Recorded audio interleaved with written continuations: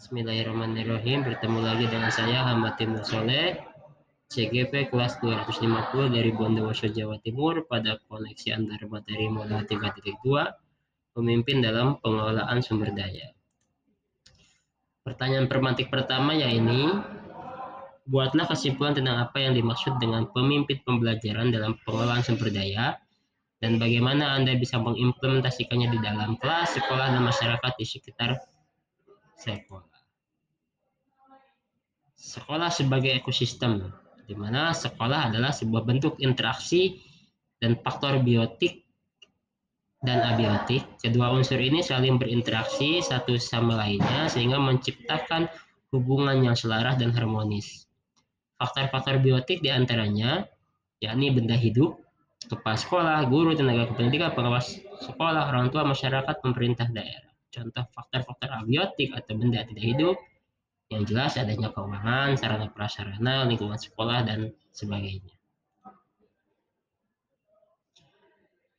Pendekatan berbasis kekurangan atau masalah dan pendekatan berbasis aset atau kekuatan.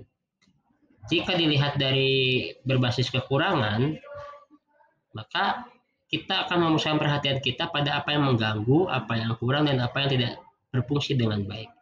Berbeda dengan pendekatan berbasis aset, di mana kita akan memusatkan perhatian pada apa yang berjalan baik, yang menjadi inspirasi, yang menjadi kekuatan atau potensi yang positif untuk mengembangkan diri atau sekolah. Contohnya, berbasis pada kekurangan, fokus pada masalah, berkutat pada masalah utama, mengidentifikasi kebutuhan kekurangan, mencari bantuan, merancang proyek, dan mengatur kelompok yang dapat melaksanakan proyek. Berbeda dengan yang berbasis pada aset atau kekuatan, membayangkan masa depan, berpikir tentang kesuksesan, mengorganisasi kompetensi, merancang sebuah rencana, melaksanakan sebuah rencana aksi yang sudah diprogramkan atau direncanakan. Itu perbedaannya ya dari kedua basis paradigma basis cara berpikir yang ada. Yang selanjutnya ada pendekatan komunitas berbasis aset atau dalam bahasa Inggrisnya ABCD, Asset Based Community Development. Jadi pendekatan ini memberikan nilai lebih pada kapasitas, kemampuan, pengetahuan, jaringan, dan potensi yang dimiliki oleh komunitas. Pendekatan PKBA menekankan dan mendorong komunitas untuk memberdayakan aset yang dimilikinya, serta membangun keterkaitan dari aset-aset tersebut agar menjadi lebih berdaya guna. Pendekatan PKBA menekankan kepada kemandirian dari suatu komunitas untuk dapat menyelesaikan tantangan yang dihadapinya dengan bermodalkan kekuatan dan potensi yang ada dalam diri mereka sendiri, sehingga diharapkan akan lebih berkelanjutan. Kenapa? Karena mereka berawal kepada kemandirian mereka sendiri. Nah, apa saja karakteristik komunitas yang sehat? Yang pertama, mempraktekkan dialog keberlanjutan dan partisipasi anggotanya, menemukan komitmen, membangun koneksi dan kolaborasi, mengenal dirinya sendiri dan membangun aset yang ada, membentuk masa depannya, bertindak dengan obsesi ide dan peluang, merangkul perubahan dan bertanggung jawab, serta menghasilkan kepemimpinan. Lalu apa saja aset-aset yang ada dalam sebuah komunitas? Yang pertama ada manusia, jelas sumber daya manusia berkualitas, yang memiliki pengetahuan, keterampilan, baik dalam komunitas, masyarakat, dan masyarakat sekitar, dan bisa siapapun ya dalam yang terlibat dalam komunitas tersebut. Yang kedua ada aset fisik. Yang namanya fisik pasti bangunan yang bisa digunakan untuk kelas dalam proses pembelajaran, infrastruktur atau sarana dan prasarana yang menunjang. Yang ketiga ada aset lingkungan. Jelas potensi yang belum diolah dan mempunyai nilai ekonomi yang tinggi dalam upaya pelestarian alam dan juga kenyamanan hidup, berupa tanah, misal untuk berkebun, danau atau empang, hasil dari pohon, kayu, bambu, atau material bangunan yang bisa digunakan kembali. Selanjutnya ada aset sosial, bisa dalam bentuk norma atau aturan yang mengikat masyarakat, ya, bisa dalam bentuk kelompok, komunitas, institusi, lembaga, asosiasi, dan sejenisnya. Selanjutnya dalam bentuk politik, contohnya kepala sekolah yang menggunakan kewenangannya untuk membuat kebijakan yang mengakomodir kepentingan warga sekolah dalam peningkatan kualitas pembelajaran yang berpihak pada murid. Jadi dia punya kebijakan dan kekuasaan untuk mempengaruhi distribusi sumber daya yang ada di dalam sekolah. Selanjutnya finansial, jelas dukungan keuangan yang dapat digunakan untuk membiayai proses pembangunan, pengembangan, dan kegiatan sekolah. Bisa dari dana BOS dari pemerintah pusat, atau BOPP dari pemerintah daerah, atau dana insidental dari komite sekolah atau masyarakat, dan sumbangan yang tidak mengikat, ataupun dari badan layanan usaha daerah seperti unit produksi atau teaching factory. Aset yang terakhir yaitu aset agama dan budaya. Agamanya bisa dalam bentuk tokoh masyarakat, lembaga, ritual keagamaan, serta pola relasi antar agama yang ada dalam lingkungan sekolah. Kebudayaan yang ada di sekitar sekolah, contohnya merujuk pada cipta hasil karya manusia berupa ide, gagasan, norma, perilaku, serta benda-benda yang ada di sekitar.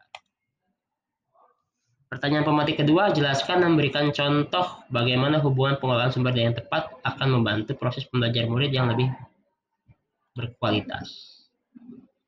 Contohnya, kemampuan anak dalam mengakses sumber daya di dunia maya yang beragam dalam mengkreasi ide atau narasi atau opini mereka sehingga dapat dimanfaatkan dalam mengembangkan pembelajaran yang meningkatkan kreativitas. Ya. Kemampuannya, sumber daya muridnya, kepala sekolah yang mempunyai hubungan baik dengan pemerintahan daerah sehingga dapat mempermudah dalam pengurusan birokrasi yang berkaitan dengan kegiatan sekolah. Misalkan kerjasama dengan KUA, Polsek, Puskesmas, dengan Dinas Pencatatan Sipil, Dinas Tenaga Kerja, dan seterusnya. Yang selanjutnya ada contoh pengelolaan sumber daya berupa fisik ya, fasilitas internet yang digunakan warga sekolah untuk mendukung proses pembelajaran, halaman sekolah yang digunakan untuk berbagai kegiatan sekolah seperti upacara, pertandingan sepak bola antar kelas, wisuda sekolah, dan seterusnya. Lingkungan sekitar sekolah yang dapat digunakan proses pembelajaran, misal ada materi perspektif sudut pandang pada materi gambar dua dimensi pada mata pelajaran seni budaya. Selanjutnya, kegiatan alumni ini dalam aset sosial ya atau aset politik. Kegiatan alumni berbagi dan mengajar sebagai wadah para alumni berbagi ilmu yang dapat didapat di luar sekolah, baik yang sudah bekerja maupun kuliah untuk memberikan wawasan dan motivasi. Kemudian dari aspek finansial, pengelolaan dana dan dana BOS dan BOPP yang tepat sesuai dengan kebutuhan dan juknis. Misalnya dalam kebutuhan rehabilitasi kelas, pengadaan buku, LCD projector, alat peraga, alat praktikum, internet, dan lain-lain. Selanjutnya, pertanyaan pemantik yang ketiga, ini berikan contoh bagaimana materi ini juga berhubungan dengan modul lainnya yang Anda dapatkan pada modul sebelumnya, sehingga selama mengikuti pendidikan guru penggerak. Misalkan saya mengidentifikasi bahwa ada aset manusia di sekolah, salah satunya murid. Murid didapat bahwa mereka seluruhnya memiliki smartphone dan terbiasa berinternet pria. Dengan berpikir paradigma aset, maka fakta ini dapat dipandang sebagai berikut. Kemampuan anak mengakses sumber daya di dunia maya tersebut merupakan aset yang baik untuk anak dalam mengkreasi narasi, ide, opini mereka. Jika kita kaitkan dengan modul lain, maka dengan dilandasi pemikiran KHD bahwa pendidikan itu menuntut segala kodrat yang ada pada anak, maka bisa digagas sebuah prakarsa perubahan, yakni mengembangkan pembelajaran yang dapat meningkatkan kreativitas anak. Jadi modul 1.1 dan modul 1.3 sudah terhubung ya. Selanjutnya digunakan dengan menggunakan inquiry apresiatif dengan langkah bagja ya, di mana dalam penerapan langkah bagja tersebut tentunya guru harus mempunyai melakukan fungsi dan perannya ya. Ditambah dengan budaya positif yang ada di sekolah, maka diharapkan semakin terwujudnya prakarsa perubahan tersebut ya.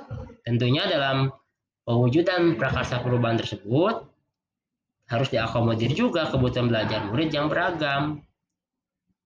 Nah, untuk memenuhi kebutuhan belajar murid yang beragam dan untuk memenuhi kebutuhan sosial emosional, maka dilakukan pembelajaran berdiferensiasi, dan pembelajaran yang dikaitkan dengan pembelajaran sosial dan emosional. Pertanyaan pemantik yang terakhir, ceritakan pula hubungan Anda sebelum dan sesudah Anda mengikuti modul ini, serta pemikiran apa yang sudah berubah dari diri Anda setelah Anda mengikuti proses pembelajaran dalam modul ini. Sebelumnya, saya selalu menemui kondisi sekolah itu dengan skeptis ya. Yang dilihat itu masalah gayanya sulit untuk mengembangkan sekolah ini dan seterusnya.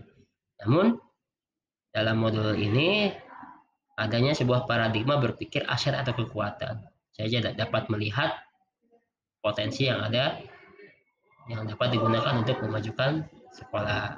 Tadi ada 7 potensi ya, 7 aset yang dapat digali. Demikian yang bisa saya sampaikan. Terima kasih. Wassalamualaikum warahmatullahi wabarakatuh.